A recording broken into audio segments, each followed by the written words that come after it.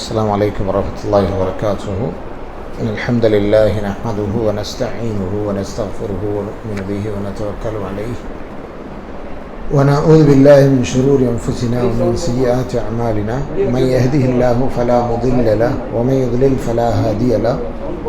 وأشهد أن لا إله إلا الله وحده لا شريك له وأشهد أن محمدا عبده ورسوله. أما بعد فقد قال تبارك وتعالى: أعوذ بالله من الشيطان الرجيم. يا أيها الذين آمنوا اتقوا الله حق تقاته ولا تموتن إلا وأنتم مسلمون. يا أيها الناس اتقوا ربكم الذي خلقكم من نفس واحدة وخلق منها زوجها وبث منهما رجالا كثيرا ونساء واتقوا الله الذي تساءلون به والأرحام إن الله كان عليكم رقيبا. يا أيها الذين آمنوا اتقوا الله وقولوا قولا سديدا يصلح لكم أعمالكم ويغفر لكم ذنوبكم ومن يطع الله ورسوله فقد فاز فوزا عظيما. اللهم صل على محمد وعلى آل محمد كما صليت على إبراهيم وعلى آل إبراهيم إنك حميد مجيد. اللهم بارك على محمد وعلى آل محمد كما باركت على إبراهيم وعلى آل إبراهيم إنك حميد مجيد.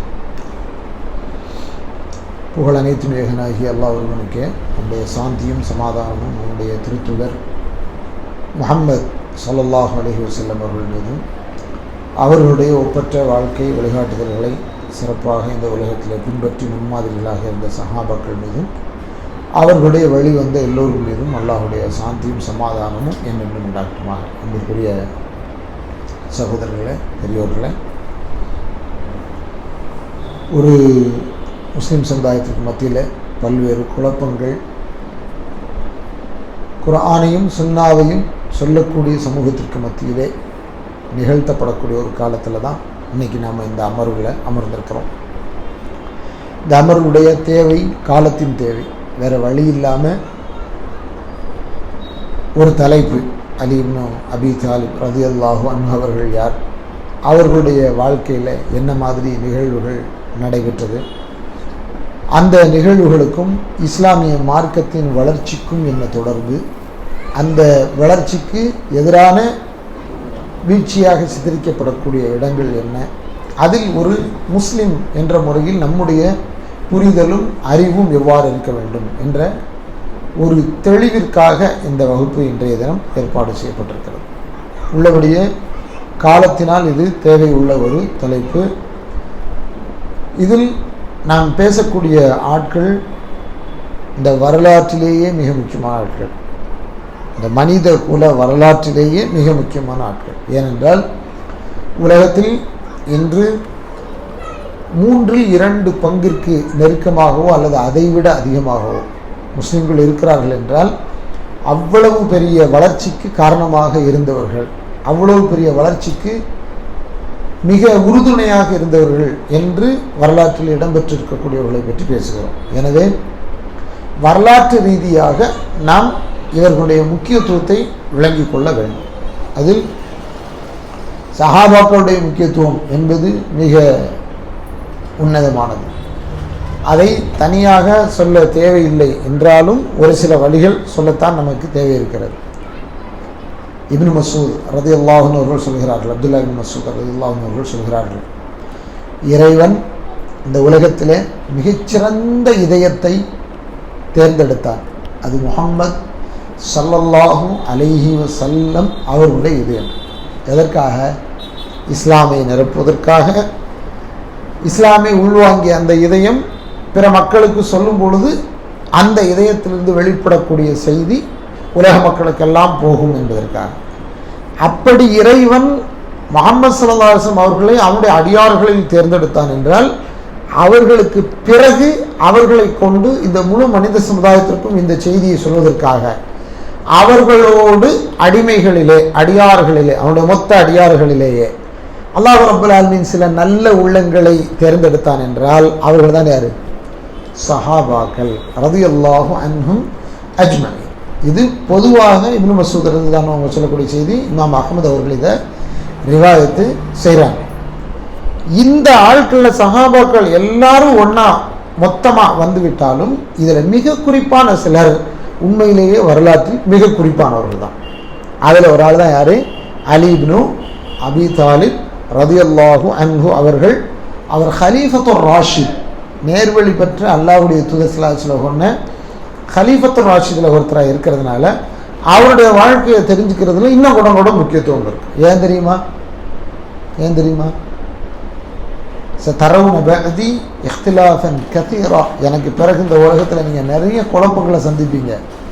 ஏன்னா தமஸ்ஸகு பிசுன்னதி, என்னுடைய சுன்னத்தை அப்போ என்ன செஞ்சீங்க, நீங்கள் பற்றி பிடிச்சிக்கிடுங்க, ஸ்ட்ராங்காக பிடிச்சிக்கிடுங்க அப்படின்னு சொல்லிட்டு அல்லாஹ்வுடைய தூதர் ஸல்லல்லாஹு அலைஹி வஸல்லம் அடுத்து சொல்கிறாங்க, அதே மாதிரி யாருடைய வழிமுறையை பின்பற்றுங்க, சுன்னத் குலஃபா அர்-ராஷிதீனல் மஹ்தியீன், நேர்வழி பெற்ற என்னுடைய அந்த ராஷித் ஹலீஃபாக்கள்ல ராஷிதா யார் இருந்தாங்களோ, வழிகாட்டியா யார் இருந்தாங்களோ அவங்களுடைய வழிமுறையும் பிடித்து கொள்ளுங்கள். அதில் இன்னும் கொஞ்சம் கூட அழுத்தம் கொடுக்குறாங்க அந்த ஹதீஸ்ல.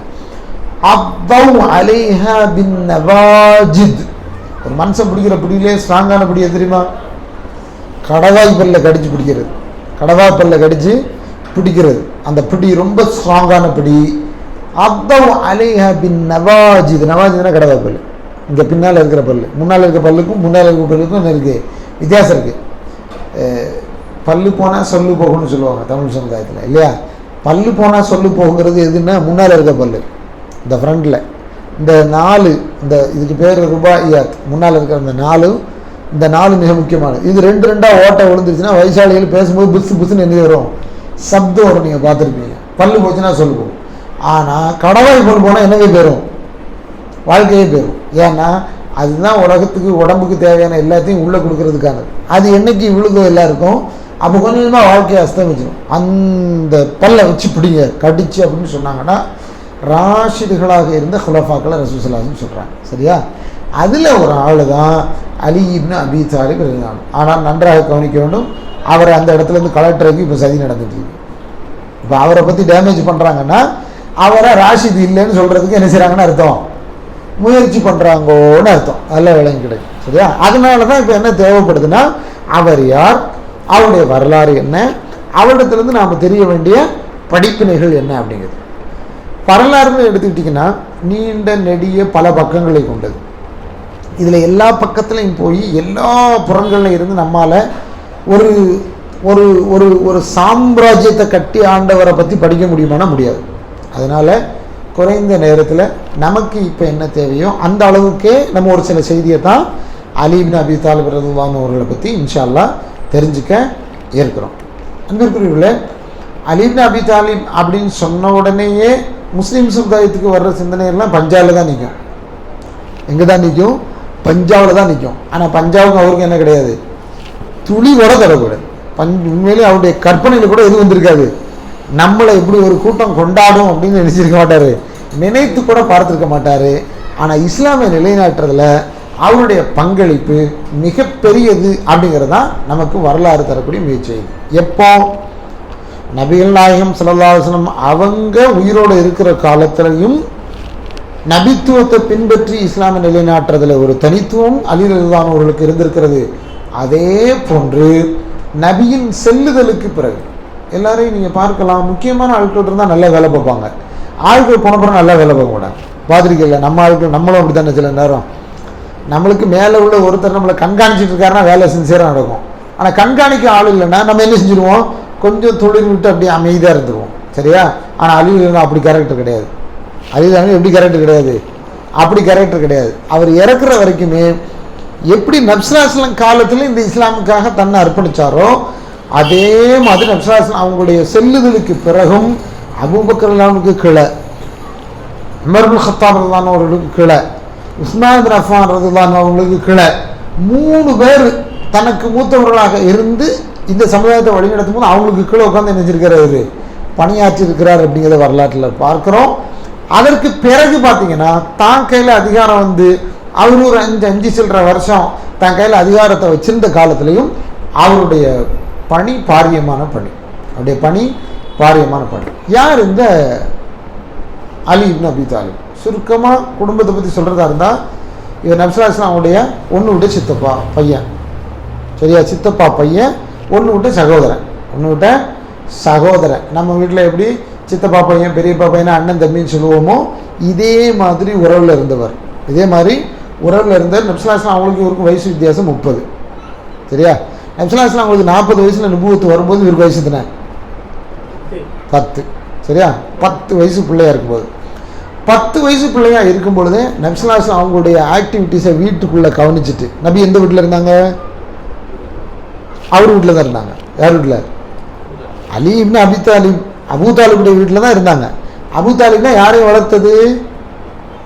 நபி ஸல்லல்லாஹு அலைஹி வஸல்லம் அவங்களே வளர்த்தது. ஸோ அவர் வீட்டில் தான் இவர் இருந்ததுனால இவருடைய ஆக்டிவிட்டீஸை ஒத்து கவனிச்சுட்டு ஷார்ப் மைண்டடாக இருக்கக்கூடிய அலி இப்னு அபி தாலிப் அவங்க என்ன மாற்றம் அப்படின்னு சொல்லி ஒத்து கவனிக்கிறாங்க. கவனித்து தான் நபி ஸல்லல்லாஹு அலைஹி வஸல்லம் விளக்கம், என்ன செய்றீங்க நீங்கள், என்னமோ புதுசு புதுசாக செய்கிறீங்களா அப்படி.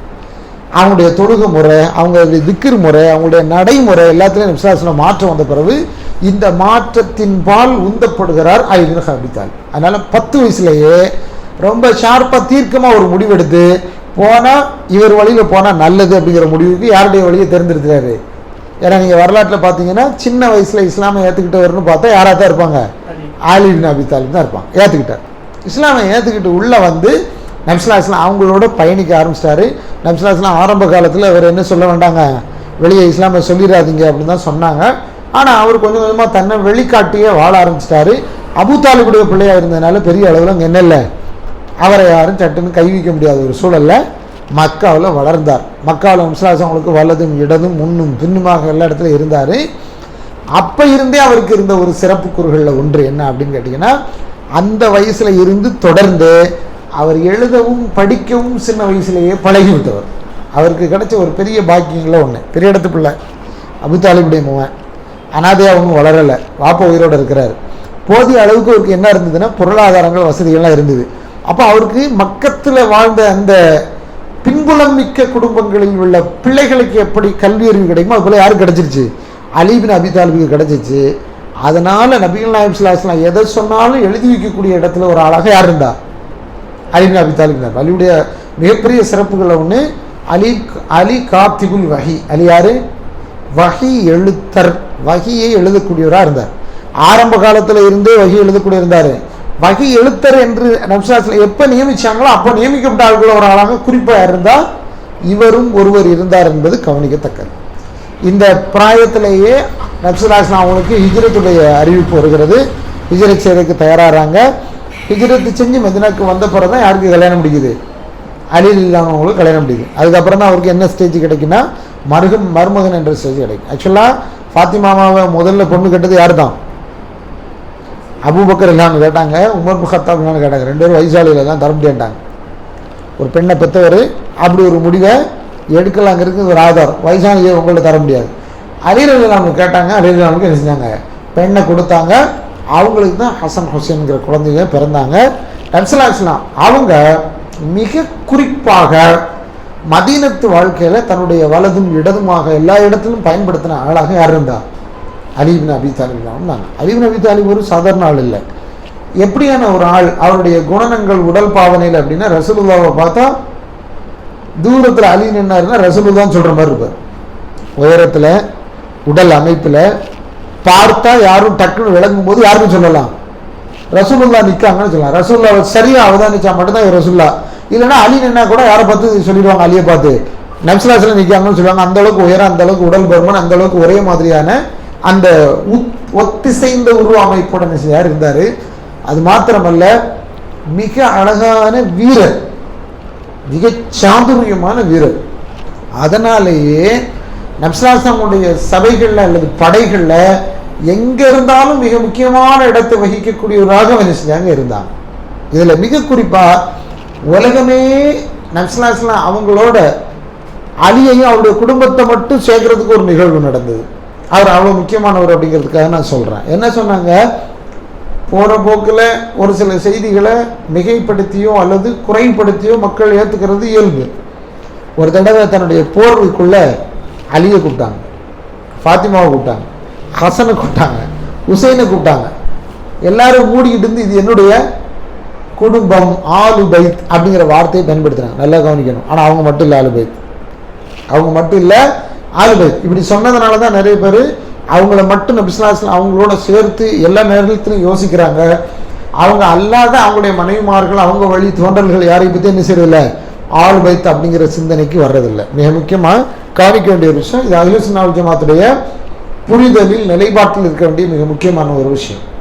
இப்போ இந்த இடத்துல கூட என்னிலிருந்து என் குடும்பத்தில் உள்ளவர் என்று நபி ஸல்லல்லாஹு அலைஹி வஸல்லம் சொல்லும்போது சொல்லிட்டாங்க, இவர்களை இறைவன் இந்த உலகத்தின் அசுத்தங்களில் இருந்து காப்பாற்றி தூய்மைப்படுத்தட்டும் அப்படின்னு துவா செஞ்சு அவங்கள உள்ள சேர்த்துக்கிட்டாங்க. அவ்வளோதானே தவிர அவங்க மட்டும்தான் குடும்பமா அப்படின்னா ஆயிஷா அம்மா இல்லையா, ஹப்ஸா அம்மா இல்லையா, சஃபியா அம்மா இல்லையா, ஏனைய நபியுடைய மனைவிமார்கள் யாரும் இல்லையா, எல்லாரும் தான் இருந்தாங்க. அவங்கள மிக முக்கியமானவளா யார் இருந்தாங்க, இவங்க இருந்தாங்க. இன்னொரு காரணம் இருந்தது. நபி ஸல்லல்லாஹு அலைஹி வஸல்லம் அவங்களுக்கு மொத்தம் எத்தனை பிள்ளைகள்?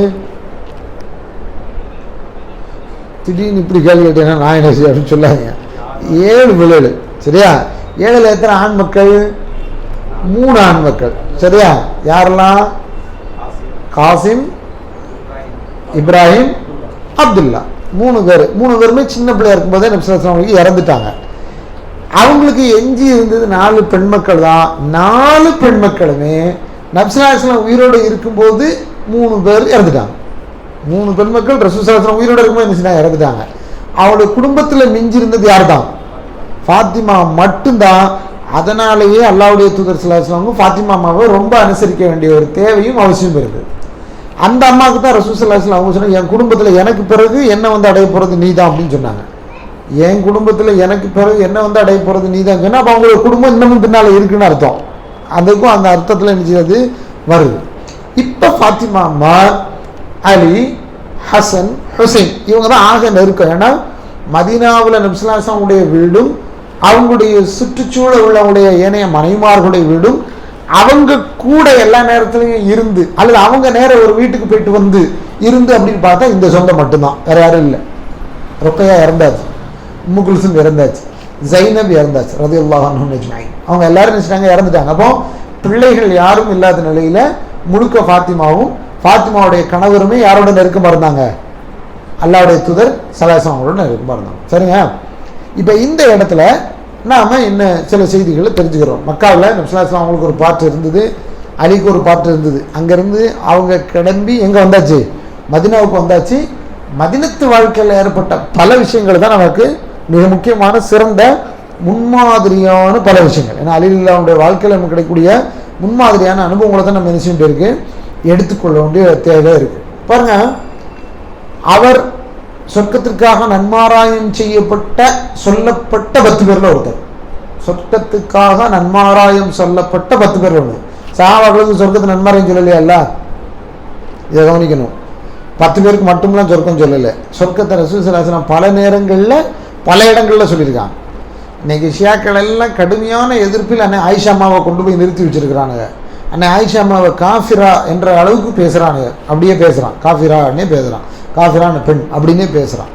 அவ்வளோ தூரம் பேசக்கூடிய அவனுங்க நல்ல கவனிக்க வேண்டிய ஒரு செய்தி. அல்லாஹ்வுடைய தன் திருநாவுனால தான் சொன்னாங்க, ஆயிஷா இன்னைக்கு இந்த உலகத்தில் நீ மனைவி, நாளைக்கு சொர்க்கத்துலையும் எனக்கு நீ யார் கூட இருப்பாங்க? ஆயிஷா அம்மா அல்லாஹ்வுடைய தூதரோடு மனைவியாக இருப்பாங்க. எவ்வளோ பெரிய பாக்கியம் பாருங்க.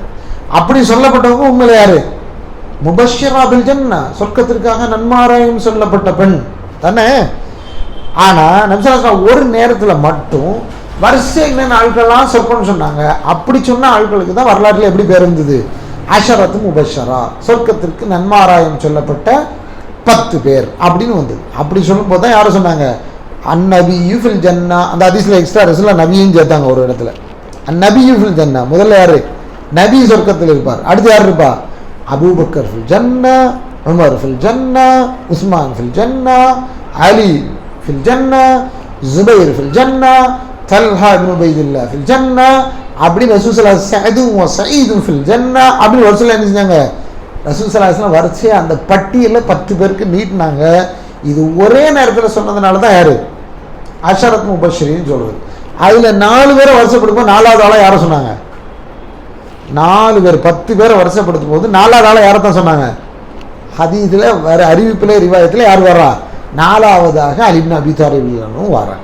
அப்போ அப்படி முக்கியத்துவம் பெற்ற ஒருவர் அஷரத்தும் பஷீரிங்களா இவர் ஒருத்தர் இருந்திருக்கிறார் அப்படிங்கிறது கவனத்தில் போடணும். பாருங்கள், அதுக்கு அடுத்து இவர்கிட்ட இருந்த ஒரு மிகப்பெரிய ஒரு சிறப்பு, நபிஸ்ஸலாஹு அவங்க சொன்ன சிறப்பு, உம்மத்தில் நிறைய பேர் வழிகேட்டது இந்த இடத்துல தான் அப்படிங்கிறது நம்ம அறிய வேண்டிய ஒரு இடம். என்னென்னா, தபூக் யுத்தம் அப்படின்னு ஒரு யுத்தம் நடந்தது. தபூக் யுத்தம், தபூக் வந்து ஜெய்ஷுல் உஸ்ரா, ரொம்ப கஷ்டமான காலத்தில் நடந்த ஒரு யுத்தம் தான் இந்த யுத்தம்.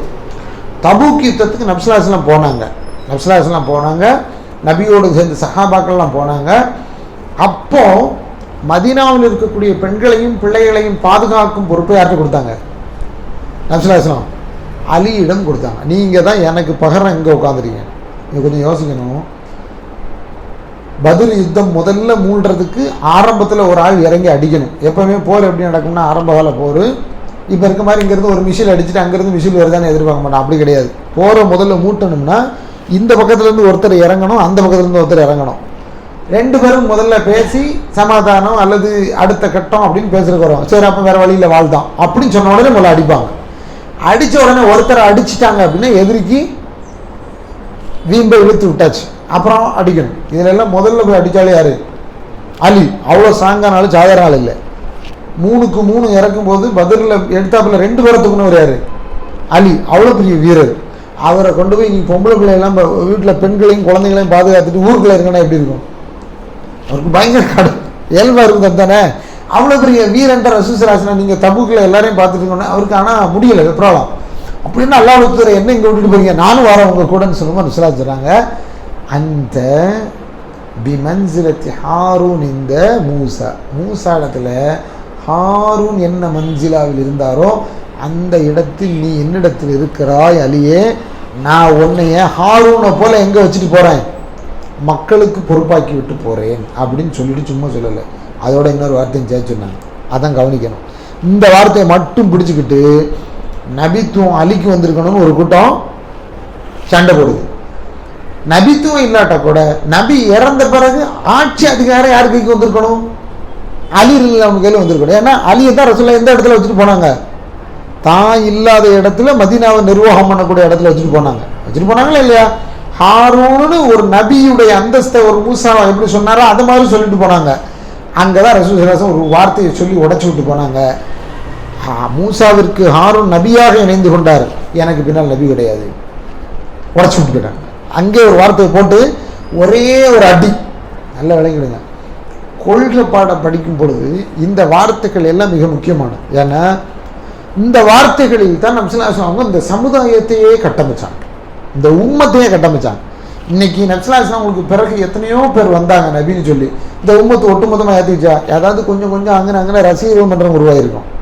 அரியது அவங்க பேரில் எப்படி ஷியாக்கள் உருவானாங்களோ அதே மாதிரி ஒரு மிர்சா குலாம் அகமதுக்கும் ஒரு அஸ்வத் அல் அனஸிக்கும் ஒரு முசைலமத்துல் கத்தாபுக்கும் கொஞ்சம் பேர் நபின்னு ஏற்றுக்கிட்டு இருந்தானே தவிர உலகத்தினுடைய ஒன்றுபட்ட உம்மத்தும் முகமது நபி ஸல்லல்லாஹு அலைஹி வஸல்லம் அவங்களுடைய ரிசாலத்தை தான் கடைசி ரிசாலத்துங்கிறத நினைச்சிச்சு, ஏற்றுக்குச்சு. காரணம் அதை தெளிவாக உடச்சி விட்டாங்க. இதில் நீங்கள் கவனிக்க வேண்டிய ஒரு மிக முக்கியமான அம்சம், ஒரு கூட்டமே திரண்டு இருந்து ஹிலாஃபத்துக்கு நீங்கள் தான் நபிக்கு பிறகுன்னு சொன்ன இடத்துலையும் நபியாக உண்மையிலேயே நீங்கள் இருந்திருக்கலாம்னு சொன்ன இடத்துலையும் அலினுடைய நேர்த்தியை நீங்கள் கவனிக்கணும். என்ன சொன்னார்? அதுக்கு நேர் எதிராக களமாடுறார். என்ன அந்த இடத்துக்கு வைக்கக்கூடாது. ஹிலாஃபத்துக்கும் அவர் வர ஆசைப்பட்டிருக்கல, அதே மாதிரி தன்னை நபி அல்லது நபியுடைய இடத்துல நான் இங்கே இருக்கிறேன்னு சொல்கிறதே நிசில் அவர் ஒரு காலமும் எதிர்பார்க்கல மட்டும் இல்லை, அதற்கு எதிராக தான் தன்னுடைய வாழ்நாள் முழுவதையும் அமைச்சுக்கிட்டாரு. நல்ல கவனிக்கணும். நமக்கு இருக்கக்கூடிய மிக முக்கியமான படிப்பினை, இறைவன் நம்மை இந்த உலகத்தில் எவ்வளோ உயர்ந்த இடத்துல கொண்டு வச்சாலும் நாம் யாருங்கிற அந்த தெளிவில் நம்ம இருந்துக்கிட்டே இருக்கணும். நாம் யார், நம்முடைய பணி என்ன, இந்த உலகத்தில் நாம் எதற்காக வாழ்ந்து கொண்டிருக்கிறோம். இதை அலிரலியல்லாஹு அவங்களிடத்துல இந்த நுபுவத்தை பற்றி பேசுகிற இடத்துலையும் சரி, ஹிலாஃபத்தை பற்றி பேசுகிற இடத்துலையும் சரி, மிகப்பெரிய ஒரு உதாரணமாக என்ன செய்யலாம், அலி இப்னு அபீ தாலிப் அவர்களை எடுத்துக்கொள்ளலாம். இப்போ பாருங்கள், நீங்கள் நேரடியாக ஹிலாஃபத்துக்கு வந்துடலாம். இதில் அபூபக்கரோட ஆட்சி காலத்தில் அவங்களுடைய ரோல் என்னன்னு நமக்கு தெரியும். அவங்களுடைய ரோல் என்ன தெரியுமா? குரானை திரட்டக்கூடிய பணியில் அவர் எழுதி கொடுத்த அந்த குரானுடைய தொகுப்பு மிக முக்கியமானதாக இருக்குது. முஸ்ஹஃப் அலின்னு ஒன்று இருந்தது. எப்போ குர்ஆனை திரட்டுவதற்காக அபூபக்கர் ரலியல்லாஹு அன்ஹு அவர்கள் ஆணையிடுகிறார்கள். அப்படி ஆணையிடும் பொழுது குர்ஆன் ஒன்றாக ஒரு புத்தகமாக இருந்திருக்கல, எல்லார் கையிலையும் அவங்கவுங்க எழுதுனது இருந்தது, அவங்கவுங்க எழுதுனது. இது போக ஒட்டுமொத்த முஸ்லீம்களும் என்ன செஞ்சுருந்தாங்க, குர்ஆனை மனனம் செய்து வைத்திருந்தார்கள். யார் யாருக்கு எவ்வளோ தூரம் மனன சக்தி இருந்தால் அவ்வளோ தூரம் குர்ஆனை முழுவதுமாக மனப்பாடம் பண்ணினவங்க இருந்தாங்க, கொஞ்சம் பண்ணவங்க இருந்தாங்க. இஸ்லாமிற்கு வந்ததில் காலத்தால் முந்தியவர்களுக்கு குர்ஆன் முழுசாக கிடைச்சிருந்தது, பிந்தி வந்தவங்களுக்கு குர்ஆன் என்ன செஞ்சிருச்சுங்க, கம்மியாக குறைவாக என்ன செஞ்சிருச்சு, கிடைச்சிருச்சு. அப்போ அவங்க அதுக்கு தகுந்தாப்புல என்ன செஞ்சுருந்தாங்க, மனனம் செய்திருந்தார்கள். இது எல்லாத்தையும் சேர்த்து வச்சு அதை புத்தக வடிவில் பண்ணும் பொழுது அபூபக்கர் ரலியல்லாஹு காலத்தில் ஸைத் இப்னு சாபித் என்ற அந்த குர்ஆனை ஒன்று திரட்டுவதற்கு மிகப்பெரிய பங்களிப்பு செஞ்சவர் யாரு, அலி இப்னு அபி தாலிப் ரலியல்லாஹு. அடுத்து யாருடைய ஹிலாஃபத்து, உமர் இப்னு கத்தாப் ரலியல்லாஹு ஹிலாஃபத். அவங்களுடைய ஹிலாஃபத்திலையும் அவங்களுக்கு கீழே இருந்து மிகப்பெரிய பணிகளை, குறிப்பாக ஒவ்வொரு துறைகளையும் எடுத்து நிர்வாகம் செய்யக்கூடிய வேலையிலையும் ஹிலாஃபத்துக்கு சப்போர்ட் பண்ணக்கூடிய எல்லா வேலையும் என்ன செஞ்சாங்க, அலி இப்னு அபி தாலிப் ரலியல்லாஹு செஞ்சாங்க. உஸ்மான் பின் அஃபான் ரலியல்லாஹு காட்சி காலத்தில் மதீனாவில் தான் இருந்தாங்க. சொல்லப்போனால் பின்னால் கலகக்காரர்கள் மதீனாவில் இருந்து கொண்டே உஸ்மான் கொலை செய்யப்படுவதற்கு காரணமாக யார் இருந்துட்டாரு, அலி இருந்துட்டாரு. கதையெல்லாம் கட்டி விட்டாங்க. ஆனால் அது என்ன செய்யல, அப்படி இருந்திருக்கல. தான் பிள்ளைகளை கூட பாதுகாப்புக்காக உஸ்மான் பின் அஃபான் ரலியல்லாஹுடைய வீட்டுக்கு அனுப்பி வச்சவர் யாரு, அலி ரலியல்லாஹு. ஹசன் ஹுசைன் எங்கே இருந்தாங்க, அந்த வீட்டில் இருக்காங்க. ஆனால் அந்த கலகக்காரர்கள் உள்ள ஒன்றை சொல்லிக்கிட்டே இருந்தான், வெளியே ஒன்றை செஞ்சுக்கிட்டே இருந்தான். வெளியே ஒன்றை மக்கள்கிட்ட ஒரு செய்தியை சொல்லிக்கிட்டே இருந்தான், உள்ள என்ன செஞ்சான், வேற ஒரு வேலையை செஞ்சு உஸ்மான் பின் அஃபான் அவங்களுக்கு நெருக்கடியை கொடுத்து கொண்டே இருந்தான். ஒரு வழியாக உஸ்மான் பின் அஃபான் அவர்கள் என்ன செஞ்சாங்க, கொலையும் செய்யப்பட்டார்கள். கொலை செய்யப்படும் பொழுது மதீனா நகரத்துக்குள் தான் அலி ரலியல்லாஹு இருக்கிறாங்க. ஆனால் நிலைமை ரொம்ப கிரிட்டிக்கலாக இருக்குது. இப்போ நாம் படிப்பினப்படுறதுக்காக அவருடைய வரலாற்றில் சில தகவல்களை எடுத்துக்கிறதா இருந்தால், இந்த டைமில் அவர் எப்படி நடந்துக்கிட்டார் அப்படிங்கிறது நம்ம வரலாற்றில் மிக முக்கியமானது. எனக்கு தெரியும் இந்த தலைப்பு நம்மளை விட அதிகம் யாருக்கு தெரியும்னா, வளரிளம் பருவத்தில் இருக்கக்கூடிய பிள்ளைகள் இருக்காங்களே அவங்களுக்கு ரொம்ப தெரியும். நீங்கள் அந்த தலைப்புகளை அவங்க கவனத்துக்கு கொண்டு போகணும். ஏன்னா ஷியாக்கள் இதுக்கு வேறு ஒரு உருவத்தை கற்பிக்காங்க, உருவத்தை கற்பிக்கிறாங்க. ஷியாக்களுடைய வழியில் அஹ்லு சுன்னா வல் ஜமாத்துடைய கான்செப்டில் இருக்குன்னு சொல்லக்கூடிய இங்கே இருக்கக்கூடிய நவீனவாதிகள் இந்த இடத்துல திருப்பு வாதங்களை பேசி அலி ரலியல்லாஹு அவங்களும் இஸ்லாமுக்கும் எவ்வளோ சம்மந்தம் இருக்கும், அவங்களுடைய முக்கியத்துவம் இருக்கும், அது எல்லாத்தையும் டேமேஜ் பண்ணுறாங்க. அது எல்லாத்தையும் என்ன செய்கிறாங்க, உடைத்து விடுகிறார்கள். இந்த இடத்துல நம்ம ரொம்ப எச்சரிக்கையாக இருக்க வேண்டிய ஒரு தேவை, கடமை நமக்கு இருக்குது. அலி இப்னு அபி தாலிப் அதிகாரத்துக்கு வருகிறார்கள். அதிகாரத்தை முதலில் அவர்கள் கேட்டு பெற்றார்களா? இந்த கேள்வி ரொம்ப முக்கியமானது. நீங்கள் நம்மள நிறைய பேருக்கு பதவி மோகம் வரும் பொழுது, பதவிக்கு வந்த பிறகு அதில் கிடைச்ச சுகத்தை அனுபவிக்கும் பொழுது அது நம்மளை எந்த இடத்துக்கு கொண்டு போகுதுன்னு தெரியாத அளவுக்கு ஆயிடணும். எந்த அளவுக்கு ஆயிடுச்சோமோ இப்போ பள்ளிவாசல் ஜமாத்தில் நிர்வாகங்கள் எல்லாம் பார்க்குறோம், ஒரு பெரிய பலன் லாபமே இருக்காது. ஆனால் அதை அடைகிறதுக்கு போட்டி போடுறாங்க. என்னென்னா ஜமாத் தலைவரும் ஊர் சொல்லணும், அதில் வேறு எதுவும் ஆதாயம் இருக்கும், ரொம்ப சொற்பமான சின்ன ஆதாயங்கள் இருக்கும் அதற்காக. ஆனால் உமர் இப்னு கத்தாப் உருவாக்கி விட்டது மிகப்பெரிய சாம்ராஜ்யம். அந்த சாம்ராஜ்யத்துக்கு பிறகு அந்த சாம்ராஜ்யத்துடைய எல்லா பகுதியையும் கட்டி ஆண்டதில், விருத்தி பண்ணதில், அதை வளமாக வச்சுருந்ததில் உஸ்மான் பின் அஃபான் அவங்களுக்கு மிகப்பெரிய ஒரு பங்குண்டு. இல்லைன்னா சொல்ல முடியாது. அந்த நிர்வாகத்தில் சின்ன சின்ன குளறுபடிகள் இருந்தது. மனிதன்கிற ரீதியில் நிச்சயமாக நிர்வாக திறமையின்மையில் இருக்கக்கூடிய ஏற்ற இறக்கத்தில் அந்த பிரச்சனைகள் இருக்கும், இல்லாமலே யாரும் நிச்சயம் இருக்க போகிறதில்லை. அப்படி இருந்தாலும் கூட மிகப்பெரிய ஏரியாவை உருவாக்கி வச்சுருந்தாங்க. சொல்லப்போனால் இன்றைய நிறப்பரப்பில் எப்படியும் 4/1 நெருக்கமான பரப்பை முஸ்லீம்கள் என்ன செஞ்சாங்க, தன்னுடைய ஆளுகைக்கு கீழே கொண்டு வந்திருந்த காலம். அப்போ ஒருத்தருடைய கையில் ஹிலாஃபத்து கிடைச்சா வேண்டாம்னு சொல்லுவாங்க. அப்போ ஒருத்தருடைய கையில் இந்த முழு நிலத்தை ஆளும் அதிகாரம் உங்கள் கையில் அப்படின்னு சொன்னால் வேண்டாம்னு சொல்லுவாரா? ஆனால் அந்த நேரத்தில் கூட இந்த இந்த இடத்திற்கு வராத ஒரு மனிதர் தான் யாருன்னு கேட்டிங்கன்னா அலி இப்னு அபி தாலிப். ஃபஸ்ட்டு அவருடைய வாழ்க்கையில் நம்ம தெரிஞ்சுக்க வேண்டிய மிக முக்கியமான விஷயம். ஏன்னா அந்த இடத்துல அஷரத் முபஷராவில் வேறு ஆட்கள்லாம் இருக்காங்க. யாரெல்லாம் இருக்கா? ஜுபைர் இருக்கிறார், தல்ஹா இருக்கிறார், உயிரோடு இருக்கிறாங்க. அதுக்கு முன்னால் 3 பேர் போயிட்டாங்க.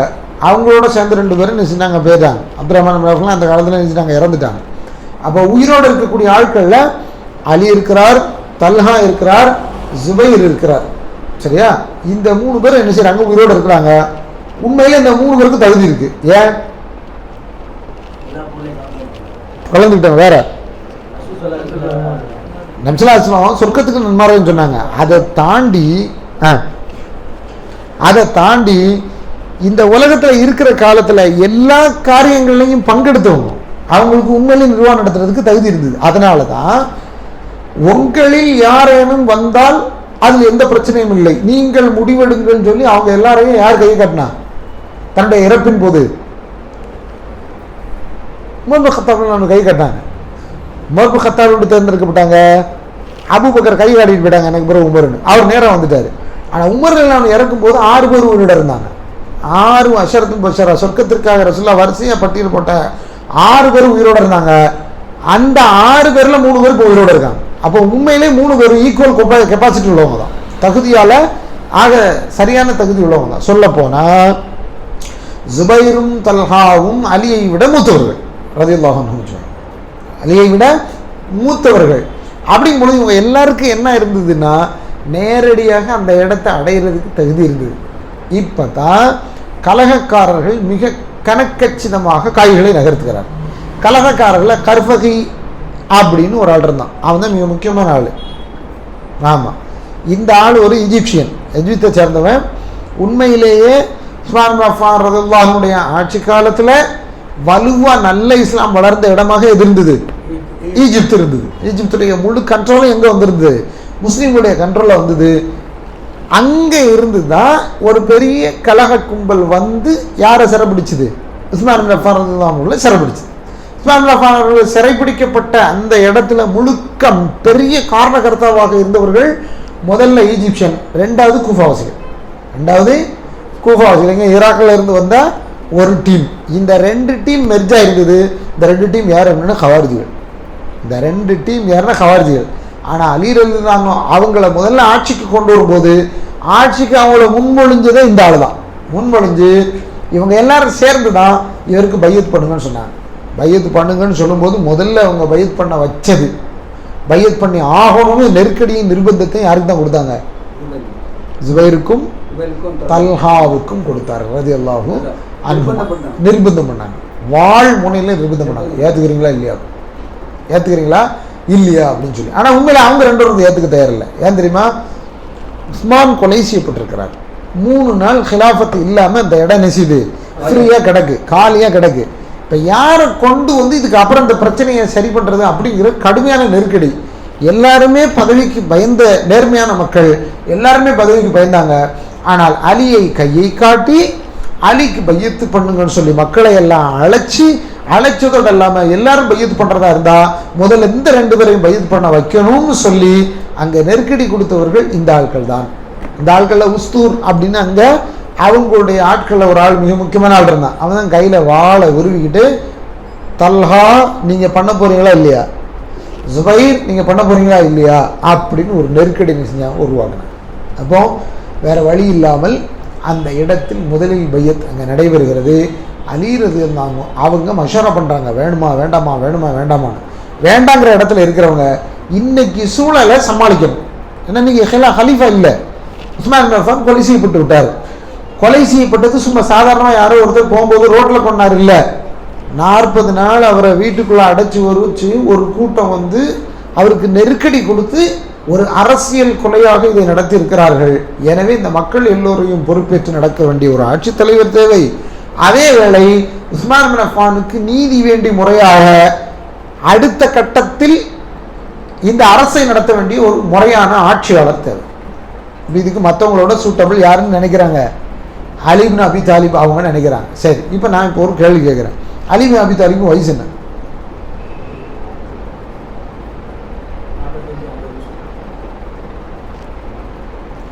10 வயசில் அவர் இஸ்லாமுக்கு வந்தார். அப்போ நபிஸல்லல்லாஹு வயசு, அப்போ இஸ்லாமுக்கு வயசு 1. இஸ்லாமுக்கு வயசு அவருக்கு 10 வயசில் இஸ்லாமுக்கு வயசு 1. அதுக்கப்புறம் எத்தனை வருஷம்? 23 வருஷம் நுபுவத்துடைய காலம். இப்போ இவருக்கு வயசு என்ன? 33. அதுக்கப்புறம் அபூபக்கர் 2, உமர் 10 வருஷம். உஸ்மான் பின் அஃபான் 13 வருஷம். அவர் தான் கூட இருக்கிறதுல பெரிய நீண்ட கலிஃபா இருந்தவர் தான். சரியா? நீங்கள் கூட்டி கழித்து பாருங்கள், ஒரு வாசகம் நமக்கு கவனத்தில் வரும். நபிகள் நாயகம் ஸல்லல்லாஹு அலைஹி வஸல்லம் சொன்னாங்க, ததூரு ரஹல் இஸ்லாமி 35. இஸ்லாமிய திருகை 35 ஆண்டுகள் சுற்றி நிற்கும் அப்படின்னு ஒரு முன்னறிவிச்சுட்டாங்க. இது வந்து இப்னு மஸ்ஊத் அறிவிக்கிறாங்க. இமாம் அல்பானி இதை சஹீஹ்னு சொல்கிறாங்க. இப்னு மாஜா உட்பட முக்கியமான புத்தகங்கள் இது இடம்பெற்ற ஒரு சரியான ஹதீஸ். ததூரு ரஹல் இஸ்லாமி 35 ஆண்டு காலங்கள் இந்த இஸ்லாமிய திருகை சுற்றி நிற்கும் அப்படின்னு சொன்னாங்க. அபூபக்கர் 2 10 அப்போ எத்தனாச்சு? 13. அவர் ஒரு 13 26. நபிஸல்லாஹு 13. நபிஸல்லாஹு மக்கா மதீனாவுக்கு வந்து 10 எத்தனை? 35 36. இந்த கணக்கு தான் அது. அவர் சொன்னாரு 36 அவு 37 35 அல்லது 36 அல்லது 37 அப்படின்னு விமர்சனத்தில் சொல்றாங்க. பாருங்க, நீங்க கரெக்டா குழப்பவாதிகள் உஸ்மான் அஃபான் கொலை செய்யறாங்க. அது வரைக்கும் இஸ்லாமிய கவர்மெண்ட்டுடைய வேலைகள் கரெக்டா போயிட்டு இருக்கு. இந்த மனுஷன் கையில பொறுப்பெடுக்கக்கூடிய நாள் அல்லது அந்த காலம் ஆக உக்கிரமமான குழப்பம் வந்துட்ட காலம். அது இல்லாம அவங்க மிகப்பெரிய தியாகி. சொல்லப்போனா உண்மையிலேயே அவருடைய தியாகத்தை அவருடைய அந்த 5.5 வருஷத்துல அவர் பட்ட கஷ்டத்துல தான் நம்மளால நினைச்ச முடியுது, விளங்க முடியுது அப்படிங்கிறது பெரிய விஷயம். இது சிம்பிளா ஒரு சில பாயிண்ட்டை மட்டும் நினைச்சிருங்கன்னா சொல்லிட்டு போறேன். இப்போ அவர் கையில நேரடியாக அதிகாரத்தை எடுக்க வேண்டிய ஒரு சூழல் வருது. மதீனாவுடைய கண்ட்ரோல் மதீனா. இப்போ மதீனா யார் கையில் இருக்கு? முழுக்க 40 நாள் சிறைப்பிடிக்கப்பட்டு உஸ்மான் பின் அஃபான் அவங்கள உள்ள வச்சிருக்கும் போது தொழுகை நடத்துறது இதே கர்ஃபகி. அப்போ முஸ்லிம்களுடைய தலைவர் நின்று தொழுக வைக்கிற இடத்துல ஒரு கலகக்காரனுடைய தலைவர் நினைச்சிருக்கான், நின்று தொழுதுட்டு இருக்கான். இப்போ அலியோட வயசு என்ன கணக்கு நீங்க என்ன சொல்லலையாண்ட? சொல்லுங்க. அது ஒரு 23 33 33 26 59. சரியா?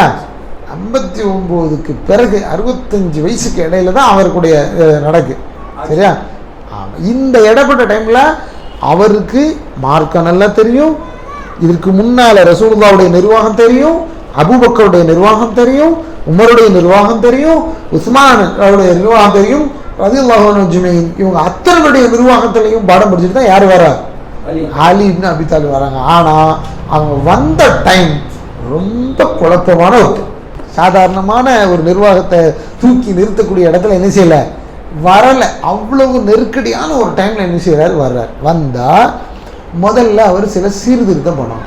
சீர்திருத்தம் எங்க இருந்து பண்ணணும்? இந்த குழப்பம் எங்கே இருந்து வந்தது, இதை எங்கே இருந்து தொடங்கினால் முடிக்கும் போது கரெக்டா எல்லாரும் இல்லாம பினிஷ் பண்ணணும் அப்படின்னு அவருக்கு வேணும். நிர்வாகத்துக்குள்ள நேரம் வந்த பிறகு யாருமே நிர்வாகத்தை கையில் எடுத்த உடனே சட்டுப்புட்டுன்னு அவங்க நினைச்ச முடிவுகளை எல்லாம் எடுத்துட முடியாது, நகர்த்திட முடியாது. ஏன்னா உள்ள வந்த பிறகு அவங்களுக்கு கீழே இருக்கவங்க அவங்களுக்கு எப்படி சப்போர்ட் பண்ணுவாங்கன்னு தெரியணுமா இல்லையா?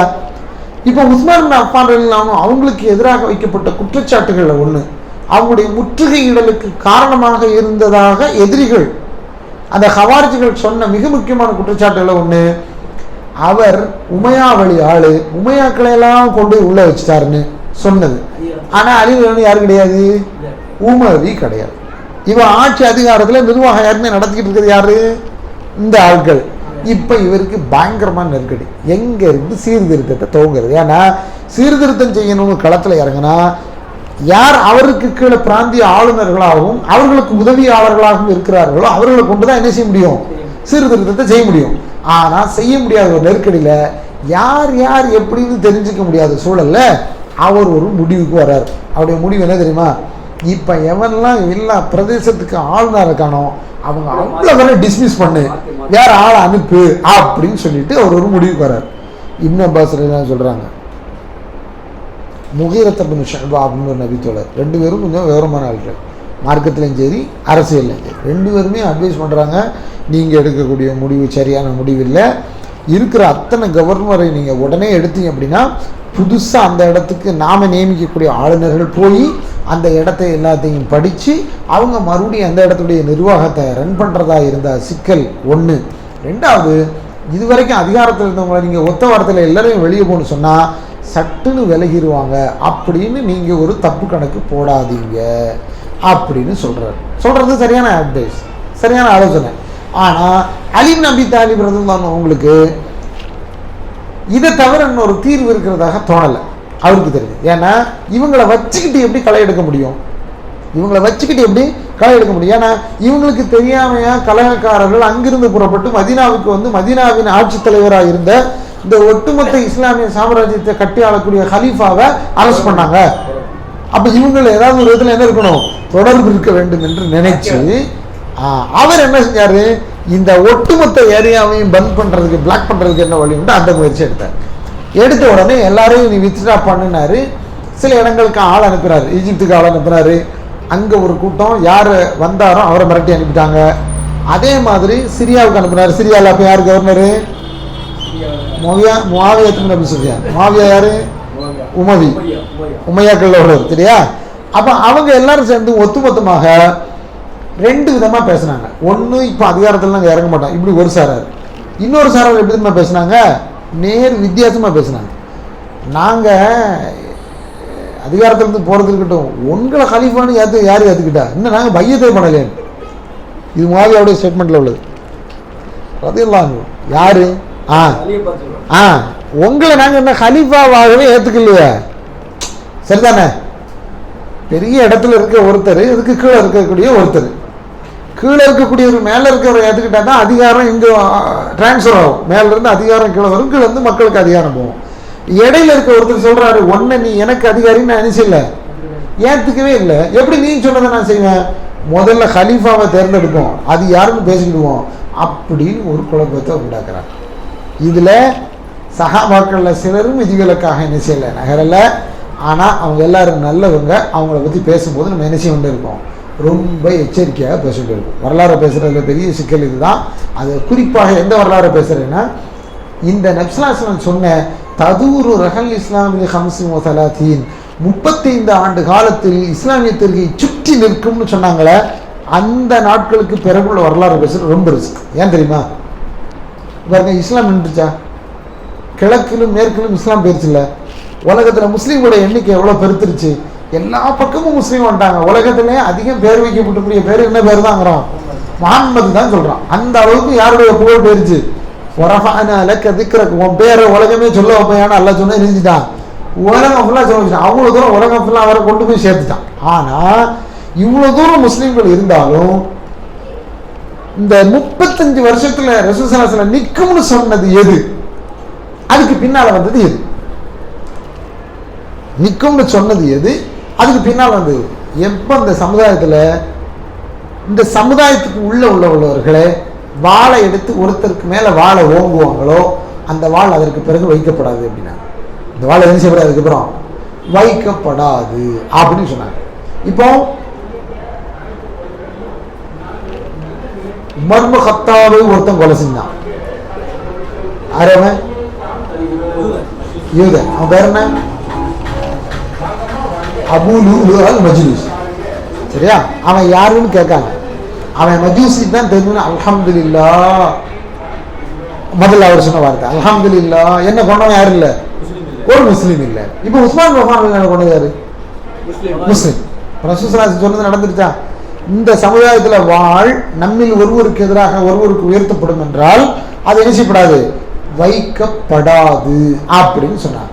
அப்பதான் இந்த முஸ்லீம்களோட ஒரு டீமே பெரிய ஒரு பிரிவினைக்கு பெரிய காரணகர்த்தமா இருக்கும். இப்போ எல்லா ஆளுநர்களையும் வெளியெடுக்க வேண்டிய ஒரு தேவை வருது. சரி, இந்த சூழல் இப்படியே ரெடி ஆகி கொண்டிருக்கு மதீனாவில்.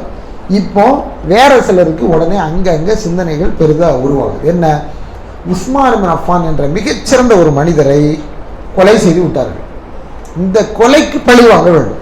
இந்த பழி முறையாக வாங்கப்படவில்லை என்றால் இதுக்கு அப்புறம் இஸ்லாமிய சாம்ராஜ்யம் நீடிக்கிறது சிக்கலாயிரும் அப்படின்னு சொல்லி ஒரு டீம் முதல்ல மஷோரா பண்றாங்க. அதுல யார் மிக முக்கியமான ஆளு, அன்னை ஆயிஷா. ஆயிஷா அம்மாவோட யாருக்கு மிக முக்கியமான ஆளா இருக்கிறா, இதே ஜுபைரும் இதே தல்ஹாவும் ரலியல்லாஹு அன்ஹுமா 2 பேர் இருக்கிறாங்க. இந்த 2 பேரும் முதல்ல இந்த பிரச்சனைக்கான விஷயங்களை யோசிச்சுட்டு இதை எப்படி எதிர்கொள்ளலாம் அப்படின்னு சொல்லி மக்காவில் இருந்து முயற்சி கொடுங்க. கவனிக்கணும், இந்த சம்பவம் நடந்தது எல்லாமே அஷ்ஹுருல் ஹுரும், கண்ணியத்திற்குரிய மாதங்களில் தான் நடக்கு. மக்காவுக்கு எல்லாரும் ஹஜ்ஜுக்கு வந்திருக்காங்க, அந்த டைமை பயன்படுத்தி தான் நடக்கு. மதீனாவுக்கு இவ்வளோ பெரிய சம்பவத்தை நடத்தும் போது முஸ்லீம்களில் பலர் எங்கே இருந்தாங்க? மக்காவில் ஹஜ்ஜில் இருந்தாங்க. ஆயிஷா வீடு எங்கே இருக்கு? மக்காவில் இல்லை, மதீனாவில். இதுதானே, மதீனாவில் தானே இருந்தாங்க. உமர் கத்தாபில் அடக்கப்பட்ட பிறகு தான் அவங்க அந்த வீட்டை விட்டு வெளியே வந்துட்டாங்க. இந்த வீட்டை விட்டு, அடக்கமான வீட்டை விட்டு வெளியே வந்துட்டாங்க. முதல்ல தான் வாப்பவும், அதுக்கப்புறம் தன்னுடைய கணவரும், அப்புறம் வாப்பவும் அடக்கப்படுற இடத்துல அங்கே தான் இருந்தாங்க. அதுக்கப்புறம் அந்த வீட்டு விட்டு நினைச்சிட்டாங்க, வெளியே வந்துட்டாங்க. வெளியே வந்தவங்க ஹஜ்ஜுக்கு போயிருந்தாங்க. எங்கே? மக்காவுக்கு போயிருந்தாங்க. மக்காவில் வச்சு இந்த மஷரா நடக்கு. இப்போ என்ன செய்யறது? அப்போ நேரடியாக உஸ்மான்கிட்ட பேசுங்க அப்படின்னு பேசுறதுக்கு ஒரு டீம் பேசிக்கிட்டு இருக்கு. இன்னொரு பக்கம் உஸ்மானிடம் பேசுவதோடு சேர்ந்து இந்த கலகக்கார கூட்டத்தை அடக்குவதற்காக நம்முடைய முயற்சி என்ன அப்படின்னு சொல்லி முயற்சி. அலி, மன்னிக்கணும், அலியோட பேசுறதுக்கு ஆள் அனுப்பும்போது இந்த கலகக்காரருடைய கூட்டத்தை அடக்குவதற்கு என்ன வழி அப்படின்னு சொல்லி ஒரு முயற்சி நடக்கும். அப்போ தான் இவங்க தல்ஹா, ஜுபைர் இது போன்ற மிக முக்கியமான நபி தோழர்களுடைய ஆலோசனையின் பேரில் மக்காலிருந்து புறப்பட்டு நேரம் எங்கே வராங்க? பஸ்ராவிற்கு வருகிறார். ஏன்னா நம்சலாசன் ஒரு முன்னறிவிப்பு செஞ்சாங்க. நம்சலாசன் செஞ்ச முன்னறிவிப்புகள் மிக முக்கியமானது. அல்லாவுடைய தூதர் அவர் அல்லாவுடைய தூதருங்கிறதுக்கு அது ஒரு பெரிய சான்று. இந்த மண்ணில் குழப்பம் கிழக்கே இருந்து வரும் அப்படின்னாங்க. மதீனாவுக்கு நேர கிழக்க தான் ஈராக் இருக்குது. ஈராக்கில் தான் பஸ்ரா, கூஃபா அதெல்லாம் இருக்குது. சிரியாவை ஒட்டி வடக்கு இருக்குது. அதுக்கு நேர கொஞ்சம் வடமேற்கில் ஈஜிப்த் இருக்குது. இப்படி திரும்பும் அரபு உலகத்துடைய இந்த இது. இப்போ நீங்கள் பாருங்கள், நம்சாங்க குழப்பம் கிழக்கிருந்து வரணும்னு சொல்லி. அப்போ குழப்பம் கிழக்கிருந்து வரணும், எங்கேருந்து வரணும்? ஈராக்கிலேருந்து, ஈரான்லேருந்து என்ன செய்யணும்? வரணும். இப்போ ஈராக்கை நோக்கி இந்த அம்மா படை நடத்துகிறாங்கன்னா அவங்க படை நடத்தி போராட்டம் நடத்தணும் அப்படிலாம் இல்லை. அங்கே போய் அங்கே இருக்கிற மக்களோட பேசி அங்கே இருக்கக்கூடிய ஆட்களோட சேர்ந்து நம்ம என்ன செய்யணும்? இந்த பிரச்சனைக்கு தீர்வு காணணும். யார் அங்கே உள்ள ஆட்களாக இந்த குழப்பத்தில் பங்கெடுத்தார்களோ அவர்களை என்ன செய்யணும்? கொலை செய்யணும், பழி தீர்த்தணும் அப்படிங்கிறதுல உறுதியாக கிளம்புறாங்க. கிளம்பி வந்தால் இயல்பாக எல்லா இடத்துலையும் பெண் யார் தான்? பெண் தான். பெண் என்னைக்கும் பெண் தான். பெண் தலைமைத்துவத்துக்கு வரும்போது பெண்களுக்கே உள்ள இயல்பான குணமும் அவருடைய யதார்த்தமும் நினைச்சுக்கிடும், வெளிப்படும். நம்ம ஆண்கள் கூட பல நேரங்களை என்ன செய்வோம்? நிர்வாகம் பண்ணும்போது சில நேரங்களை இறங்கி சகிச்சு விட்டு கொடுத்து சில விஷயங்களை சூழ்நிலைக்கு தான் நடந்துடுவோம். பெண்கள் அங்கே என்ன செய்வாங்க? சண்டையை வலியை இழுத்துருவாங்க. நீங்கள் பார்த்துங்க, இன்றைக்கும் பாருங்கள், நீங்கள் தனியாக போனால் விஷயம் வேறையாக இருக்கும், உங்கள் மனைவி மக்களோட போனால் விஷயம் வேறையாக இருக்கும். அவங்களுக்காகவே நம்ம பெரிய அளவில் நிறைய மெனக்கெடுதல் என்ன செய்யணும், செய்ய வேண்டியிருக்கும். வேறு வழி கிடையாது. எல்லாம் அப்படி தான் நினச்சிருக்கேன். அந்த உலகத்துடைய நியதியை ஆக்கி வைத்திருக்கிறான். புரிஞ்சு பாருங்கள், ஆயிஷா அம்மா கிளம்பியாச்சு. கூட யார் போகிறா?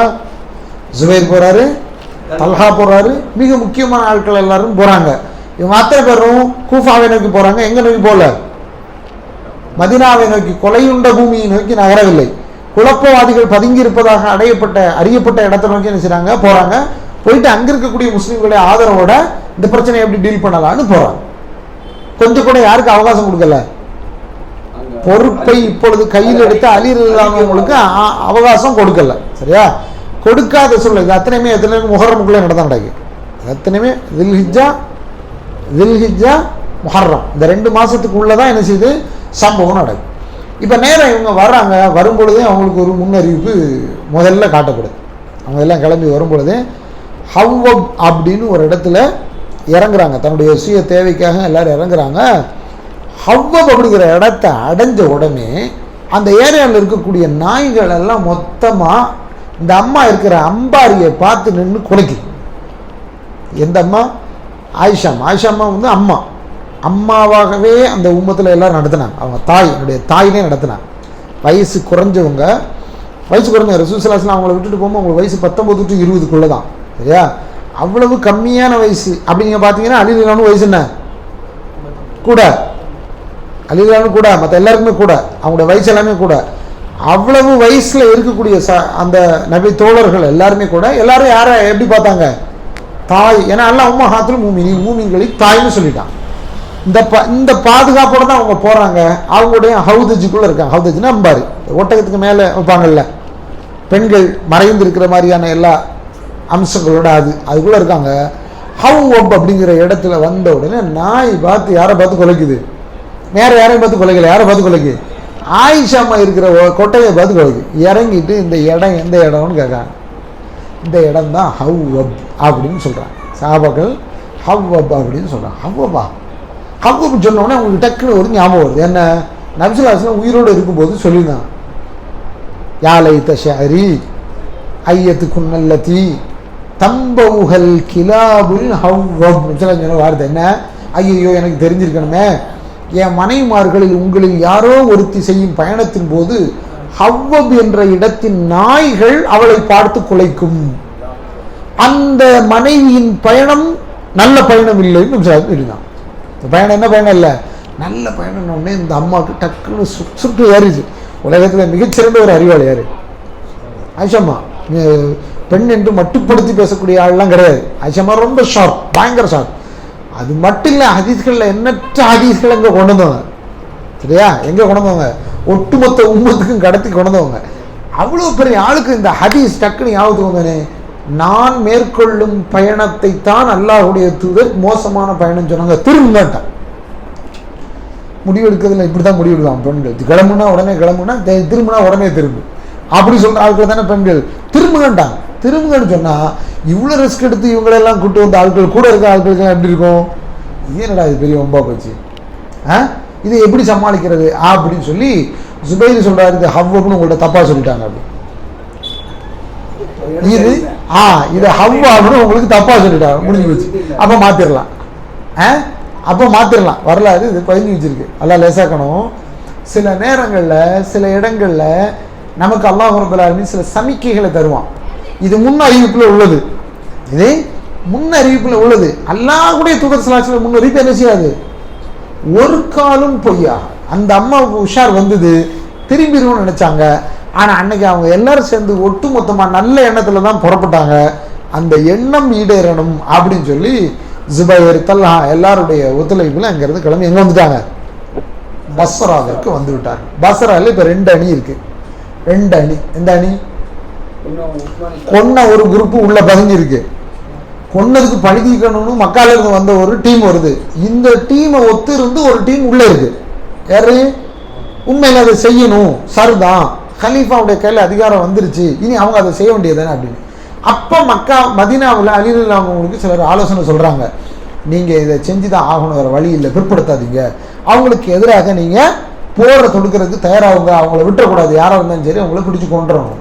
ஆனால் அவருடைய தர்ம சங்கடம் என்ன நமக்கு தெரியும். தர்ம சங்கடம் என்ன? அதிகாரத்தில் இருக்கக்கூடியவங்க எல்லாரும் நமக்கு ஒத்துழைப்பு தந்து சம்மந்தப்பட்டவர்களை கருவிருப்பாங்களான்னு தெரியாதுங்கிற ஒரு நிலையில அவர் இப்போ என்ன செய்ய, படகிளம்பி நிற்கி இப்போ இவங்களை எதிர்கொள்ளவா இல்லை மற்ற இடங்கள்ல உள்ள இந்த நிர்வாக சீர்திருத்தத்தை பார்க்கவா அப்படின்னு ஒரு பயங்கரமான நெருக்கடிக்கு யார் ஆளாகிறா? அலி பின் அபி தாலிப் எல்லாம் வராங்க. நீ நினைவு வழங்கணும். வரலாற்றில் ஒவ்வொரு வரியும் அதற்கு பின்னால் நடந்த நிகழ்வுகளும் நமக்கு ரொம்ப ரொம்ப ரொம்ப ரொம்ப சூட்சமமான முன்மாதிரிகளையும் செய்ய தவறிய எல்லாத்தையும் நமக்கு படித்து தருது. ஆனால் நாம் இன்னைக்கு உட்காந்துட்டு இப்படி செஞ்சிருந்தா என்ன அப்படின்னு சொல்ல முடியாது. மனசில் வைக்கணும், இப்படி செஞ்சிருந்தா என்ன அப்படின்னு மனசில் வைக்க முடியாது. இப்போ நீங்கள் கவனிக்கணும், நேர்மையானவர்கள் சஹாபாக்கள் அப்படிங்கிறதுக்கு ஒரு பெரிய அடையாளம் என்ன தெரியுமா? அலி இப்னு அபி தாலிப் மதீனாவில் வந்து ஹிலாஃபத்துக்காக முன்மொழியப்படும் பொழுது மதீனாவில் இருக்க எல்லாரும் டக்குன்னு அவருக்கு போய் என்ன செஞ்சிடல, பைது பண்ணிட்டு உங்கள் பின்னால் நாங்கள் நிற்கணும்னு சொல்லலை. தீர உட்கார்ந்து ஆலோசனை பண்ணி இந்த முடிவுக்கு வருவோங்கிற இடத்துல தான் இருந்தாங்க. ஆனால் அவங்களுக்கு ஹிலாஃபத் கையில் கொடுக்கணும்னு ஒரு கூட்டம் தீவிரமாக முயற்சி பண்ணி அவங்க கையில் ஹிலாஃபத்து போனதுனால அவர் வேறு வழி இல்லாமல் ஒரு வலியுல் அம்ர், பொதுமக்களின் காரியதர்சியாக ஒரு கூட்டம் திரண்டு நிற்கி என்னன்னு கேட்கணுங்கிற ஒரு நெருக்கடியில் தான் அவர் எங்கேருந்து கிளம்புறாரு? மதீனாவிலிருந்து பஸ்ராவை நோக்கி புறப்படுகிறார். பஸ்ராவில் யார் ஆளுநராக இருக்கிறார் அப்படின்னா உஸ்மான் இப்னு அஹ்னஃப்னு சொல்லி ஒருத்தர் இருக்கிறார். இவர் யாரால் நியமிக்கப்பட்டவர்? உஸ்மான் ரலியல்லாஹு நியமிக்கப்பட்டவர். ஆனால் கலீஃபான்னு ஒருத்தர் நமக்கு என்ன கட்டளை தருவாரோ அதைத்தான் நம்ம பேணணுங்கிற ஒரு உறுதியாக இருக்கிறார். நமக்கு மேலே ஒருத்தர் இருக்கிறார், அவர் சொல்கிறத தான் பேணணும் அப்படிங்கிற உறுதியாக இருக்கார். அப்போ பஸ்ராவுடைய அந்த கவர்னருடைய ஒத்துழைப்பு யாருக்கு இருந்தது? அலி இல்லாமல் இருந்தது. அவர் என்ன செஞ்சார், நீங்கள் எல்லோரும் வெயிட் பண்ணுங்க, அலி வரன்ட்டு இருக்கிறாரு, நம்ம எதாக இருந்தாலும் பேசிக்கிடுவோம், அதுக்கப்புறம் பண்ணிக்கிடுவோம் சொல்லி இங்கேருந்து வந்தவங்களை அப்படியே அமைதிப்படுத்திட்டு அலி இல்லாமனுக்கு தகவல் சொல்லிவிட்டு அலி இல்லாமல் அங்கேருந்து வந்து அவங்களோட சேர்ந்து ஒரு படையும் வந்து என்னன்னு பேச்சுவார்த்தை நடக்கும். முஸ்லீம்கள் எந்த பிரச்சனையாக இருந்தாலும் சரி முதல்ல எங்கே தான் வரணும்? பேச்சாக தான். வசூல் ஹைரும் நல்லா சொல்கிறான். நீங்கள் என்ன பிரச்சனையாக இருந்தாலும் முதல்ல எதுக்கு வரணும்? பேசுங்க. இப்போ நம்ம எதிரிகள் மேலே தாக்குதல் தொடுக்கிறதுக்கு ஒரு குஃபாருடைய நாடுகளுக்கே போனால் கூட இஸ்லாமுக்கு சேர்ந்த ஒரு அழகான படிப்பினை, அழகான ஒரு பாடம் என்ன? முதல்ல அவங்கள்ட்ட போய் எங்கே வாங்கன்னு கூப்பிடுங்க, இஸ்லாமுக்கு வாங்கன்னு கூப்பிடுங்க. இஸ்லாமுக்கு வரமாட்டேன்னு அவங்க மறுத்தா ரைட், ஒன்றும் பிரச்சனை இல்லை. இந்த ஆட்சி பிரதேசம் இறைவனுக்குரியது, நீங்கள் ஜிஸியா கொடுத்து இங்கே இருந்துக்கலாம், நிம்மதியாக இருந்துக்கிடுங்க. உங்களுடைய பாதுகாப்பு யாருடைய மேலே கடமை? எங்கள் மேலே கடமைங்கிற இடத்துக்கு நகர்ந்துருங்க. அப்படி தான் நீங்கள் நகரணுமே தவிர அவங்க மேலே தாக்குதல் தொடுக்கவோ, அவங்களுடைய பொருளாதாரத்தை கபலீகரம் பண்ணவோ, அவங்கள சிறைப்பிடிக்கவோ, அல்லது அங்கே கலவரங்களில் ஒரு அதிகாரமிக்க படை போனால் என்ன செய்யுமோ அதெல்லாம் நினைச்சக்கூடாது, செய்யக்கூடாதுங்கிறது தான் இஸ்லாமுடைய படிப்பினை. இப்போ என்ன செஞ்சாங்க? இங்கே இந்த கூட்டத்தோட பேச்சுவார்த்தை நடத்துகிறாங்க. என்ன பிரச்சனை உங்களுக்கு சொல்லுங்கள்? என்ன பிரச்சனை? அலியை உஸ்மானை கொண்டவங்களும் என்ன செய்யணும்? பழி தீர்க்கணும். சரி, எல்லா பிரச்சனையும் சால்வ் ஆகட்டும், பண்ணலாம் அப்படின்னு சொல்கிறாரு. இவங்க அதை கேட்க தயாரில்லை. ஆனாலும் அவங்கள பேசுறதுக்கு எல்லா இடத்துலையுமே உடன்பாடான சில வார்த்தைகள் இருக்கும். அப்படிதானே? சில உடன்பாடான வார்த்தைகள். ஜுபைரை பார்க்குறாரு. ஜுபைர் யாரு? சொர்க்கத்துக்கு நன்மாராயம் போகிறவர். ஒரு தடவை மதீனாவில் நபி ஸல்லல்லாஹு அலைஹி வஸல்லம் அவங்க ஜுபைரையும் அலியையும் பார்த்து ரெண்டு பேரும் ஒன்றா பேசிக்கிட்டு இருக்கும்போது அலியை பார்த்து கேட்காங்க, நீ ஜுபைரை ரொம்ப விரும்புறியான்னு. ஆமாம். ஜுபைரை ஏதாவது கேட்காங்க, நீ அலியை ரொம்ப விரும்புறியா? ஆமாம் அப்படின்னு. நல்லா கவனிக்கணும், நல்லா கவனிக்கணும்.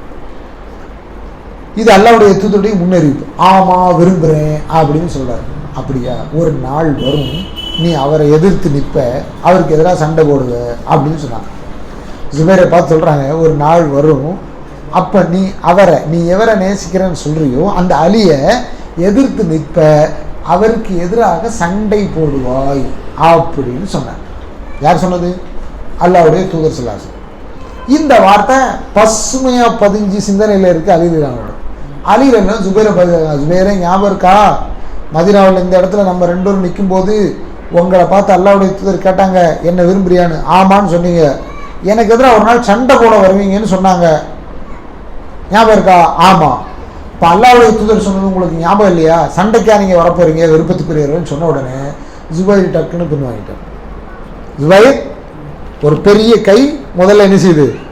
பின் வாங்குது. வேற வழி இல்லை, வேற வழி இல்லை. ஜுபைர் வந்தவனையை பார்த்து நினைச்சுட்டாங்க, திரும்பி கிளம்ப தயாராகிட்டாங்க. படையை விட்டே என்ன செஞ்சுட்டாங்க? வெளியே வந்துட்டாங்க. இப்போ இவங்க மட்டும் மற்றவங்க தங்கி இருக்கிறாங்க. மற்றவங்கள்ட்டையும் பேச்சுவார்த்தை நடத்தி அமைதியாக ஒரு சூழல் முடிவெடுப்போம் அப்படின்னு சொல்லி ஒரு இடத்துல தான் இருக்கிறான். இந்த டைமில் தான் அப்துல்லா இப்னு சபான்னு சொல்லி ஒரு விளங்காதவன், அவன் இந்த கொலையில் மிக முக்கியமான சூத்திரதாரி. எந்த கொலையில்? உஸ்மான் இப்னு அஃபான் ரலியல்லாஹு அன்ஹு அவர்களை கொலை செய்ததில் மிக முக்கியமான ஒரு ஒரு ஒரு வைரி. அவன் அழகாக இந்த போரை நடத்துறதுக்கு என்ன வேலை உண்டு அதை அவங்களுடைய டீமோட சேர்ந்து திட்டமிட்டு செய்கிறான். ஏன் தெரியுமா? மதீனாவிலேருந்து அலி ரலியல்லாஹு அன்ஹு கிளம்புறதுக்கு முன்னால் அங்கே இருக்கக்கூடிய சஹாபாக்களோட ஒரு ஆலோசனை பண்ணாங்க. அப்போ சஅத் பின் அபி வக்காஸ் ரலியல்லாஹு அன்ஹு அவங்க அலியுடைய மிக முக்கியமான ஆலோசகராக இருக்கிறார். அவர் சொல்கிறாரு, நீ இங்கேருந்து போகிறது சரி, போர் அளவுக்கு அது போயிடாம அங்கே எதுவும் நடந்துடக்கூடாது, முஸ்லீம்களுக்குள்ள போர் வரக்கூடாது அப்படின்னு சொல்லி ஒரு அட்வைஸ் பண்ணுறாரு. அப்படி அட்வைஸ் பண்ணும் பொழுது அலி ரலியல்லாஹு அன்ஹு இந்த படையை திரட்டிட்டு இங்கேருந்து அந்த மக்களை என்னென்னு கேட்க போகும்போது ஒரு சின்ன அட்வைஸ் எல்லாரையும் வச்சுட்டு சொல்கிறார். அன்றைக்கி யார் மதீனாவில் கூடியிருந்தாங்க அவ்வளோ பேரையும் வச்சுட்டு சொல்கிறாரு, நாம் எல்லோரும் முஸ்லீம்கள், நமக்குள்ள இஸ்லாமிய சகோதரத்துவம் இருக்கிறது, நம்முடைய ஒற்றுமை தான் நமக்கு பலம், நம்முடைய எதிரிகள் நம்மை பலவீனப்படுத்த முயற்சிக்கிறார்கள். எனவே எதிரிகள் யாரென்று தெரியாத ஒரு நிலையில் இன்று நாம் நமக்குள் பிணங்கிக் கொள்ளவோ ஒருவரை ஒருவர் அடிக்கக்கூடாது அப்படின்னு சொல்லிட்டு இன்னொரு செய்தி அவர் சொல்கிறார். கவனிக்கணும். அலி ரலியல்லாஹு அன்ஹு ரொம்ப ஷார்ப்பான ஆள். அவருக்கு விளங்கிருச்சு மதீனாவில் கலகம் பண்ண குரூப் எல்லா பக்கத்துலையும் நெஞ்சிருக்கு, ஊடுருவி இருக்கு. எவன் கலகம் பண்ணா, எவன் கலகம் பண்ணலை, எவன் சேர்ந்தான், எவன் சேரலன்னு தெரியல. அப்போ சொல்கிறாரு, உஸ்மான் இப்னு அஃபானுடைய கொலையில் நேரடியாகவோ மறைமுகமாகவோ கை கொடுத்தவர்கள் யாரும் இந்த படையிலையும் கூட வரக்கூடாது. கிளம்பும்போது அப்போ இந்த அப்துல்லா இப்னு சபா இருக்கிறான இவனுக்கும் இவனுடைய கூட்டாளிகள் கொஞ்சம் பேர் அந்த படையில அலி கூட கிளம்புறதா இருந்தது. இவன் சத்தம் போடாமல் அமைதியாக வெளியே போயிட்டான். எதுக்கு நமக்கு வம்பு, நம்ம யாருன்னு தெரிய வேண்டாம், மறைஞ்சது மறைஞ்சதாக இருப்போம் அப்படின்னு சொல்லி அமைதியாக போனவன் இங்கிருந்து அந்த படை போனதோட இவங்க பின்னாலே வந்து இந்த 2 பேரும் மோதினால்தான் சரியாக வரும் அப்படிங்கிற இடத்துல இந்த 2 பேரையும் மோத விடுறதுக்கு 2 சபையும் பேசி முடிச்சு அமைதியாக நிம்மதியாக படுத்து தூங்கி காலையை அடைவதற்குள் ஒரு கலகத்தை இங்கிருந்து அங்கே விளைவிச்சு. அப்துல்லா பின் சபாவும் உடைய டீம். அப்போ தான் எது பத்துச்சு? போர் பத்துச்சு. 2 பேரும் எதுக்கு வரல? போருக்காக வரல. 2 பேரும் எதிரில் வாழ எடுத்து மோதுறதுக்காக என்ன செய்யல? வரல. ஆனால் வந்த இடத்துல இவங்களுக்கு கிடைச்ச எல்லா விஷயத்தும் நேர் எதிராக மாறிச்சு. போர் மூன்றுச்சு. ஆச்சரியம். தல்ஹா உள்ளது கேட்காரு, அமைதியாக தானே அலி பேசிட்டு போனார், எப்படி இந்த போர் வந்தது அப்படின்னு. ஜுபைர் அங்கன்னு இல்லை, களத்தில் இல்லை. மிக முக்கியமான ஆளாக தல்ஹா இருக்கிறாங்க. கொழுந்து விட்டு போர் எரிய ஆரம்பிச்சிருச்சு. இங்கே எங்கே என்ன செய்ய ஆரம்பிச்சிச்சு? போர் உக்கிரம் அடைய ஆரம்பிச்சிச்சு. இதில் அத்தனையிலையும் மிக முக்கியமாக கூஃபாவாசிகள் அலி ரலியல்லாஹுவோட சேர்ந்து நின்று கிளம்பினாங்க. ஏன்னா அலி ரலியல்லாஹு கூஃபாவாசிகளுக்கு ஒரு உறுதியை சொன்னாங்க.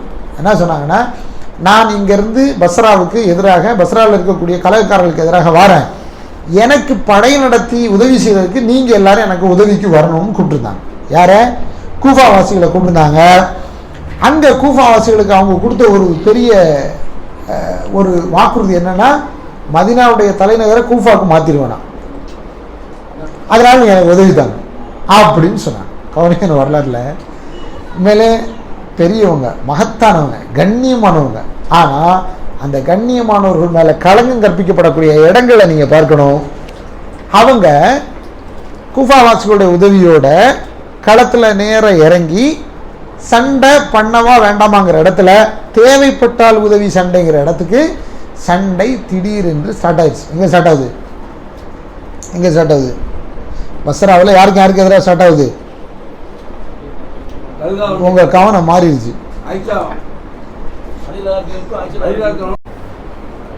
பிஸ்மில்லாஹ், அல்ஹம்துலில்லாஹ், வஸல்லல்லாஹு வஸல்லம் அலா ரசூலில்லாஹ். அப்போ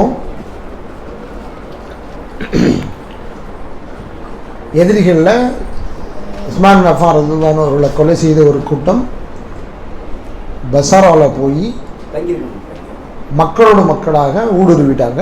ஆனால் அதே நேரம் அதே பஸ்ராவை நோக்கி அன்னை ஆயிஷா அவங்க தன்னுடைய படையை நடத்தி வந்து அந்த படை அடுத்த கட்டத்துக்கு நகரவா வேண்டாமா அப்படின்னு சொல்லி பஸ்ராவுடைய ஆளுநர் நிறுத்தி வச்சிருந்த நிலைமையில், உஸ்மான் பின் அஹ்னஃப் நிறுத்தி வச்சிருந்த நிலையில் அலி இப்னு அபி தாலிப் மதீனாவிலிருந்து புறப்பட்டு எங்கே வராங்க?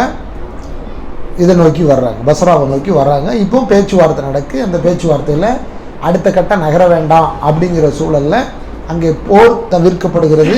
போர் இருக்கக்கூடாதுங்கிறத 2 தரப்பும் என்ன செய்யுது? விரும்புது. ஆனால் அதே நேரத்தில் இந்த போர் நடக்கணும், இதன் மூலம் தங்களுடைய ஆதாயங்களை அடைந்து கொள்ள வேண்டும் என்று விரும்பிய ஒரு கூட்டம், குறிப்பாக மதீனாவில் உஸ்மான் பின் அஃபான் ரலியல்லாஹு அன்ஹு அவர்களை கொலை செய்த அந்த அப்துல்லா பின் சபாவுடைய அந்த ஆட்கள் இந்த போரை என்ன செஞ்சுறாங்க? சத்தம் போடாமல் மூட்டி விட்டுறாங்க. இப்படி மூட்டி விட்ட பிறகு தான் போர் உக்கிரம் அடைஞ்சு போர் கடுமையாக என்ன செய்து நடக்க ஆரம்பிக்கிறது. இந்த போர் எப்படியான போராக மாறிச்சு? சமாதான பேச்சுவார்த்தை எல்லாம் முடிச்சுட்டு அதெல்லாம் நடக்காது அப்படிங்கிற நிலைமையில் நடக்கலை. ஏன்னா இவங்க 2 பேரும் விரும்பி நேரடியாக ஒருத்தரை இறக்கி போருக்கு இந்த போருடைய நியதி பின்பற்றி போராட்டங்கள். மாறாக இந்த பக்கத்தில் இருந்து அந்த பக்கத்தை அடிச்சிட்டாங்க அப்படின்னு ஒரு நிலைமையை அலி ரலியல்லாஹு. ஏன்னா பஸ்ராவாசிகளுக்கும் மக்காவிலிருந்து வந்தவர்களுக்கும் யார் யார் எந்த முகத்தில் உள்ளவங்க அப்படிங்கிறது சரியாக தெரியாது. அப்போ மதீனாவில் இருந்து மதீனாவை கொலை செஞ்சுட்டு, மதீனாவில் உஸ்மான் கொலை செஞ்சுட்டு அலி ஜெயின்னு சொன்ன ஒரு கூட்டம் தான் எங்கே நிற்கி, இங்கே பஸ்ராவில் நிற்கி. யாருக்கு யார் அடித்தா எங்கே தோங்குறான்னு தெரியாத ஒரு சூழலில் தான் இந்த போரை நினைச்சுறாங்க, மூட்டுறாங்க. மூட்ட உடனே போர் பத்தி எரிய ஆரம்பிக்குது. இப்போ என்ன பிரச்சனை அப்படின்னா, அந்த அம்பாரியில் அந்த அம்மா இருக்கிறாங்க, ஒட்டகத்துடைய அம்பாரியில் மேலே அந்த அம்மா இருக்கிறாங்க. இப்போ 2 தரப்பும் ரொம்ப கண்ணுங்கருத்துமா ஒரு விஷயத்தில் உறுதியாக இருக்குது. என்ன ஆனாலும் அவங்க எந்த விதத்திலும் டேமேஜ் ஆகிடக்கூடாது. யார்? தாய். அம்மாவை அங்கே வச்சுக்கிட்டு அம்மாவாகவே ஏற்றுக்கிட்டு உம்முல் மூமினின்னு சொல்லும்போது அலிக்கும் யார் தான்? தாய் தானே. உம்முல் மூமின்னு சொல்லும்போது அலி ரலியல்லாஹு தாய் தான், வேறு வழியே கிடையாது. இப்போ அந்த சூழலில் அவரும் சேர்ந்து எதிர்த்தரப்பில் அவங்க இருந்தால் கூட காப்பாற்ற வேண்டிய ஒரு நெருக்கடியில் இருக்கிறாரு. இப்போ இவரை காப்பாற்றுறதுக்காக ஒரு கூட்டம் முன்னேறுது. எந்த தரப்புலேருந்து? அலி ரலியல்லாஹு கூட்டத்தில் இருந்து. ஆயிஷா அம்மாவை காப்பாற்றணும். ஆயிஷா அம்மாவை காப்பாற்றணுங்கிறதுடைய அர்த்தம் என்ன அப்படின்னு கேட்டிங்கன்னா, ஆயிஷா அம்மாவை அவங்களுடைய கட்டுப்பாட்டுக்கு கொண்டுட்டா போரும் தன்னுடைய உக்கிரத்தை குறைச்சிடும், அவங்களும் காப்பாற்றப்பட்டுருவாங்க அப்படின்னு சொல்லி ஒரு கூட்டம் இங்கே இருந்து இந்த படை முன்னேறுது. ஆனால் எதிர்த்தரப்பில் இருக்கவங்க இவங்க முன்னேறாங்களேங்கிறதுக்காக என்ன ஆயிஷாவை காப்பாற்றுறதுக்காக யாரை அடிக்காங்க? அலி ரலியல்லாஹுடைய படையை அடிக்காங்க. இப்போ தவிர்க்க முடியாமல் வாழ் சுழண்டையாக வேண்டிய ஒரு நெருக்கடியில் இருக்கு. எந்த அளவுக்கு அப்படின்னா, முள்ளலி மீது முள் எப்படி இருக்குமோ அதை போல் அந்த ஹவுதஜ் இருக்கு இல்லையா, அந்த அம்பாரி, அதுக்கு மேலே ஈட்டி வந்து குத்தி இருந்ததுன்னு வரலாறு சொல்லிச்சு. அப்படின்னா டார்கெட்டடாக யார் மாறுற ஒரு சூழல் வந்துருச்சு. ஆயிஷா அம்மா டார்கெட் ஆன மாதிரி ஆயிடுச்சு. ஆனால் அங்கே டார்கெட் அவங்க இல்லை, எல்லாரும் அவங்கள காப்பாற்றணுங்க எண்ணம். ஆனால் அவங்கள காப்பாற்றணும்னு ஒரு கூட்டம் சுற்றி நின்று நெஞ்சிட்டு இருக்கு, போராடிக்கிட்டே இருக்கு. யார் அவங்க? மதீனாவிலிருந்து வந்தவங்களில் கொஞ்சம் பேர், அதே மாதிரி மக்காவில் அவங்க கூட வந்தவங்க கொஞ்சம் பேர், பஸ்ராவில் நேர்மையாக அவங்கள அணுகிறவங்க கொஞ்சம் பேர், இப்படி எல்லாரும் போராடக்கூடிய சூழல்தான். யார் அடிக்காங்கிற ஒரு சூழல் வராமல் நிலைமை இருக்கு. அப்போ அலி ரலியல்லாஹு தனக்கு நெருக்கமான ஆட்களை கூப்பிட்டு அன்னை ஆயிஷா அவர்கள் எந்த ஓட்டத்தில் இருக்காங்களோ அந்த ஒட்டகத்தை முதல்ல என்ன செய்யுங்க, வெட்டுங்கிற. அந்த ஒட்டகத்தை வெட்டுங்கிற. அந்த ஒட்டகத்துடைய கால் என்ன செய்யணும், தரிக்கணும். அவங்க கண்ணில் படாத அளவுக்கு என்ன செய்யணும், முதல்ல கீழே இறங்கணும். அவங்க ஹவுதஜில் இருக்காங்க. சராசரி மனிதர்கள் எவ்வளோ பேர் நின்னாலும் ஒட்டகத்துக்கு மேலே வச்சிருக்கிற அம்பாரி எல்லாருக்கும் தெரியும், யார் பார்த்தாலும் தெரியும். அப்போ அந்த அம்மா அங்கே இருக்கிறாங்கன்னு தெரியும் போதெல்லாம் அவங்கள காப்பாற்றுறதுக்காக நடக்கிற போராட்டத்தில் வேறு வழி இல்லாமல் போராட்டம் இந்த பக்கமும் அந்த பக்கமும் போர் உக்கிரம் அடைஞ்சிக்கிட்டே இருக்கு. அலி ரலியல்லாஹு சொல்லாங்க, அந்த ஓட்டத்துடைய காலை பின்னால் போய் என்ன செஞ்சிருங்க, ஒருத்தங்க வெட்டிருங்க, முதல்ல ஓட்டகம் சாயிட்டு. இது ஜமல் யுத்தம்னு இதுக்கு பேர், அந்த காரணமே தான் ஹார்புல் ஜமல் யுத்தம்னு இதுக்கு பேர் ஒரு காரணமே இதுதான். என்ன, ஓட்டகத்தை முதல்ல வெட்டுங்கன்னாங்க. வேறு வழி கிடையாது. ஒரு ஆட்சித்தலைவர் அவசியமான கட்டளையை தேவையான நேரத்தில் என்ன செஞ்சாகணும், பிறப்பிச்சு ஆகணும். ஒரு கட்டளை பிறப்பிக்கிறார். பிறப்பிச்ச உடனே என்ன செய்து, ஒட்டகத்தின் கால் தரிக்கப்படுகிறது, ஒட்டகம் சாய்கிறது, அம்பாரி கீழே சாயுது. எல்லாரும் பக்கத்தில் வந்த உடனே அன்னை ஆயிஷா அம்மாவுடைய பக்கத்தில் அலி ரலியல்லாஹு அவங்களுடைய ஆட்கள் எல்லாம் வந்தோட மொத்தத்தில் அவங்கள கட்டுப்பாட்டுக்குள்ளே கொண்டு வந்திருக்காங்க. இப்போ போகிற என்ன செய்து, இவங்களை காப்பாற்ற வேண்டிய கடமை எல்லாருக்கும் வந்தனால எல்லாரும் அமைதியாக இருக்காங்க. யார் போகிற மூட்டி விட்டாங்களோ அவங்க தெரிஞ்சுக்கிட்டா சிரமம் சொல்லி அவங்க நினச்சிக்கிட்டா வெளியே போயிட்டான். இப்போ அலி ரலியல்லாஹு அவங்க வந்து அம்மாவோட பேசுகிறாங்க.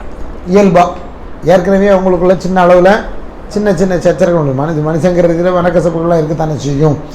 அது எப்போ உள்ள மனக்கசப்பு அப்படின்னு கேட்டால் ஆயிஷா அம்மா மேலே அவதூறு சொன்ன டைமில் ஒரு சின்ன மசம் இருக்கும். ஆனால் ரெண்டு பேரும் ஒருத்தர் விட்டு கொடுக்காம தான் அந்த சமுதாயத்தில் இருந்தாங்க. ஆயிஷா அம்மா அலி ரலியல்லாஹு அவங்கள பற்றி சொல்லப்பட்ட செய்தி வரலாற்றில் இருக்குது. அவர் சிறந்த மனிதர், மனிதர்களில் சிறந்தவர், மேன்மையானவர், கண்ணியமானவர் அப்படின்னு பேசினாங்க. அதே அளவுக்கு அவங்க தாய், அல்லாஹ்வுடைய திருத்தூருடைய மனைவி, நம்ம எல்லாருக்கும் முன்னால் இருக்கக்கூடிய மிக முக்கியமான வழிகாட்டி அப்படின்னு யார் பேசுகிறாங்க? அலி ரலியல்லாஹு அவங்க பேசுகிறாங்க. அப்போ பக்கத்தில் வந்து அந்த அம்மாட்ட கேட்காங்க, நான் என்ன செய்யணும் இப்போ அப்படின்னு. அஸ்ஸலாமு அலைக்கும். அலைக்கும் அஸ்ஸலாம். இப்போ நான் என்ன செய்யணும் அப்படின்னு கேட்குறாங்க. இப்போ அலி ரலியல்லாஹு மறுபடியும் பழசை நினச்சி பார்க்காங்க. என்ன தெரியுமா, இதே மாதிரி ஒரு முன் அறிவிப்பு அலி ரலியல்லாஹு அவங்கள்ட்ட சொல்கிறாங்க.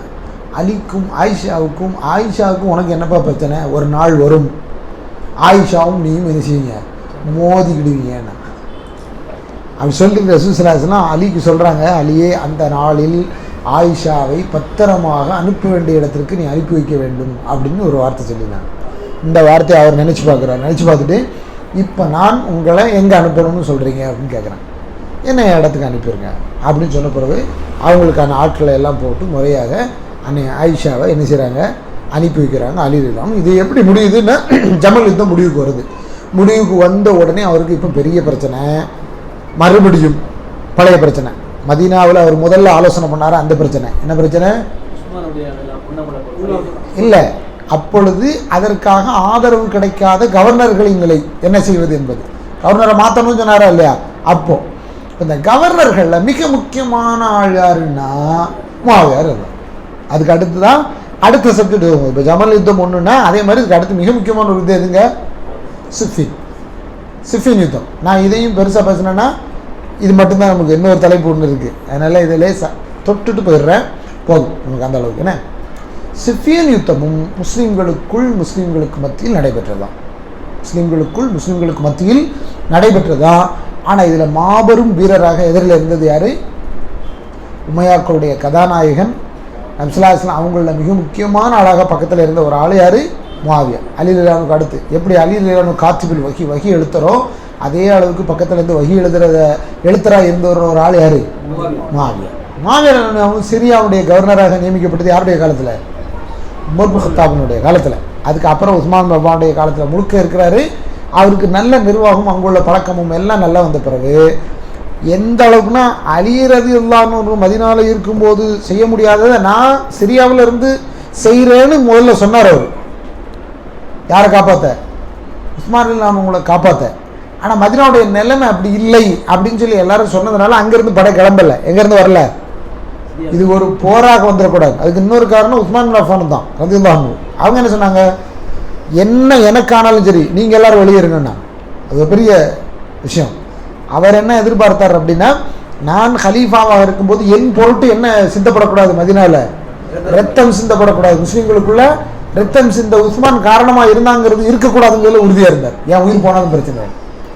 அதனால தான் அவர் இந்த 40 நாள் முற்றுகையில் கூட நோன்பு வச்சுட்டு இவனுங்க வரம்பு மீறுவானுங்கிற டைமில் கூட தன்னுடைய ஆடைகள் எல்லாத்தையும் தயார் பண்ணி ஏதாவது வெட்டுக்கிட்டு குத்து நடந்ததுன்னா நாம் எந்த விதத்திலும் என்ன செய்யப்படக்கூடாதுன்னா அவர் ரொம்ப இது உள்ள ஆள், கூச்சோட ஆள் இல்லையா. நாம் வெட்டுப்பட்டு சார்ந்து கிடந்தால் கூட நம்முடைய எந்த இது வெளியே தெரிஞ்சிடக்கூடாத அளவுக்கு முதல்ல ரெடியாக இருந்தார். அந்த அளவுக்கு ஆள். சரியா? இப்போ இதே டைமில் அவருடைய ஆடை இரத்தம், அவருடைய ஆடை இரத்தம். அவருடைய வீட்டம்மா நாயிலா ரலியல்லாஹு வந்து அந்த வாளை பிடிச்சி எதிரிகளுக்கு எதிராக போராடும் பொழுது அவருடைய விரலெல்லாம் துண்டாயிருச்சு. இந்த விரல்கள் இது எல்லாத்தையும் முஆவியா ரலியல்லாஹுடைய ஆதரவாளர்கள் இங்கேருந்து எடுத்து நேராக அங்கே கொண்டு போயிட்டாங்க. எங்கே? சிரியாவுக்கு கொண்டு போயிட்டாங்க. எப்படி? சிரியாவுக்கு கொண்டு போயிட்டாங்க. அவர் ஒரு உமாவி, நான் ஒரு உமையாக்காரன். என்ன ஆனாலும் சரி இதுக்கு என்ன செஞ்சிடணும்? இரத்த பரிகாரம் கண்டே ஆகணும். நான் பாருங்க அப்படின்னு சொல்லி ரொம்ப காலம் தன்னுடைய மெம்பரில் காட்டப்படக்கூடிய ஒரு இடத்துல எதை வச்சுருந்தாரு? உஸ்மானுடைய ரத்தம் தோய்ந்த ஆடையும் வச்சுருந்தாரு. ஆமாம், நலிஞ்சு போன நாயிலாமாவுடைய விரலையும் வச்சுருந்தார். வச்சு அவர் சொல்லிகிட்டே இருந்தார், இங்கே பாருங்கள் இது வரைக்கும் அலி இதற்காக நடவடிக்கை எடுக்கலை அப்படின்னு சொல்லிகிட்டே இருந்தார். இந்த சூழலில் தான் அங்கே அவங்களுடைய படை ஒரு பக்கம் வளருது. எங்கே?